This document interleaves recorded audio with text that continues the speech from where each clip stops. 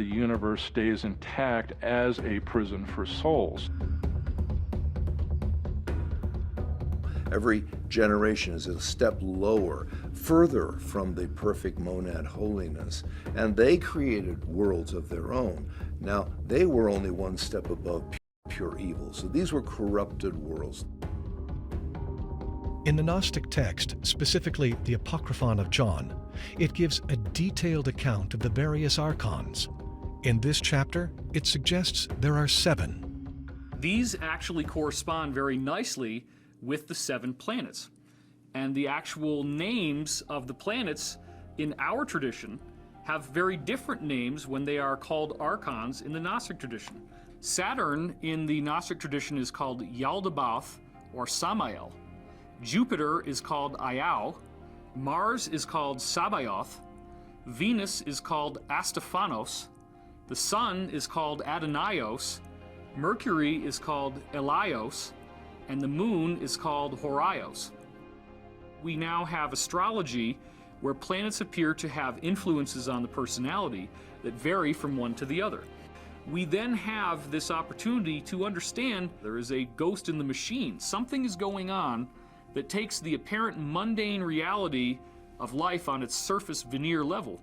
And you look past that veneer and you see that there is an organized plan in place. Could the ghost in the system be the energy of Sophia reincarnating herself into goddess archetypes?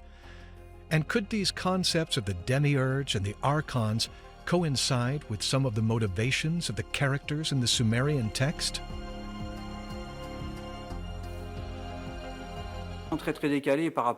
This world is completely offset compared to our way of thinking. It really seems like science fiction. When we watch science fiction movies nowadays, we can find that the same themes are being explored.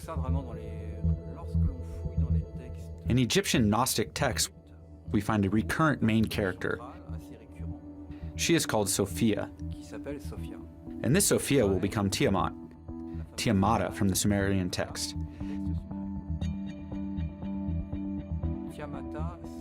Tiamata can be decomposed in Ti, Amat, and Ta. The latter is not always added. In very concrete terms, it means Lady of Life. Amma is lady, and Ti is life. It is interesting to see that, right off, we get that she is a supreme goddess. Then we can actually find her in different mythologies. Tiamat is the archetype of the mother goddess, and as Sophia's spokesperson, is all-powerful.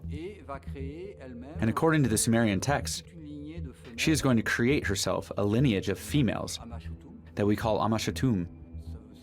This could be translated to the lizard mothers.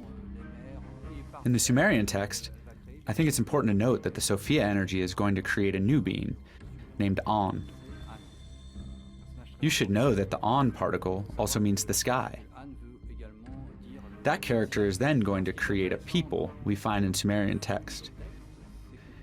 It is important to note that gods were created in artificial matrices. An creates Enki, and then Enki creates another son, who will become An's spokesperson for his agenda.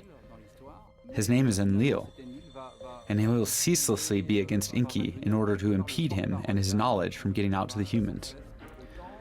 As soon as An steps in, things are going to change. We can see that An wants to overthrow the matriarchal royalty and enforce his own rule. This marks an important separation in the history of the Sumerian gods and of the gods in general. On the one hand, there is the matriarchal energy with Tiamat, with Sophia's energy. And on the other hand, these new gods, fresh out of the matrices, male gods who are going to revolt against Tiamat. We see Enlil going to fight Tiamat, enforcing his power. And this is what we find in the Enuma Elish. The Sumerian texts suggest that Tiamata was defeated by Enlil, and he takes over as ruler to instill the principles of the false god.